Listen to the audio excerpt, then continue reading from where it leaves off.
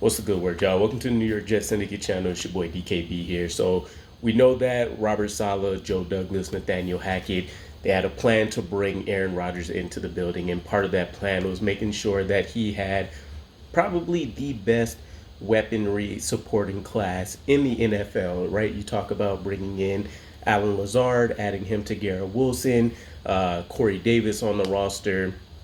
You take a look at Randall Cobb signing from pretty much A to Z, 1 through 6 really on the depth chart, and we'll see if we ultimately even end up keeping 6 wide receivers this year.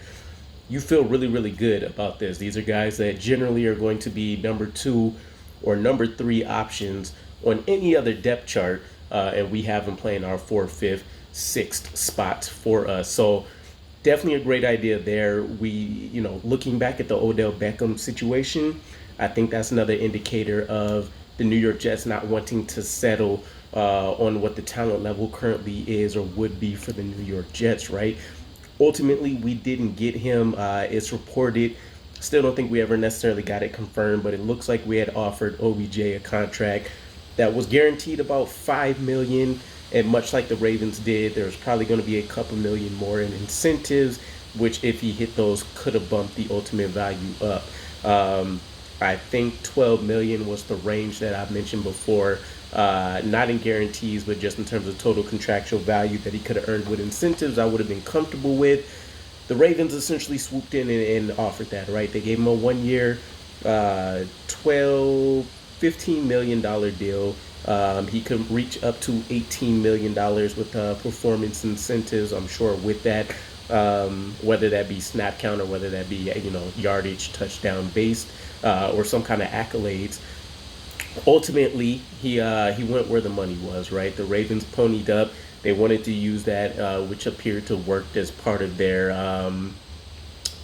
enticing to get Lamar Jackson firmly secured in the building with his contract extension, which ultimately went down. So I can't be mad at the Ravens. Smart move for them. It was a move that nobody on the New York Jets side felt was a necessity for us, but definitely something that could have strengthened the roster. But Sauce Gardner dropped a few more gems for us, and he did mention that Odell Beckham Jr. clearly told him he wanted to play here. So much so that the New York Jets deal was so close to being done. Odell Beckham Jr. was even going around, according to Sauce Gardner, and questioning which numbers may be available for him to take and pick at his jersey number. And Sauce Gardner said ultimately he was going to end up wearing number 7 with the New York Jets. Now, who knows what that would have looked like, right? I think the idea, obviously, Aaron Rodgers has stated verbally he wants to play with Odell Beckham Jr., so that looked like something that was going to finally get done for both sides. Feeling was mutual, from what I understand, with OBJ.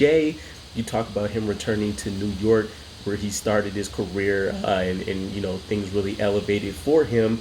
Getting back into this market, all the side things that are going to come with it in terms of incentive deals, being able to, brand himself in one of the biggest markets available to you in the U.S. And him being in the fashion is a whole lot that would have went into it.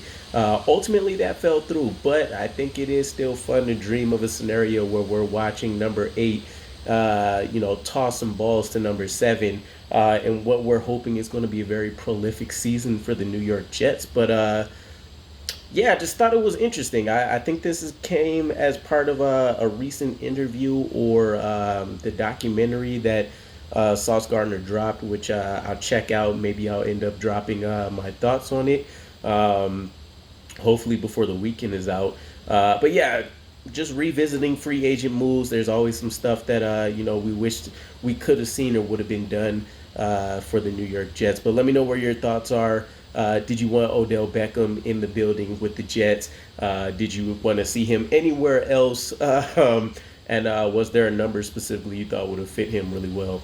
I think number 7 fits, but I think realistically, probably seeing him in like Sauce Gardner's number realistically looks visually more correct to me. But yeah, let me know what your thoughts are. I'll catch you guys again. Peace.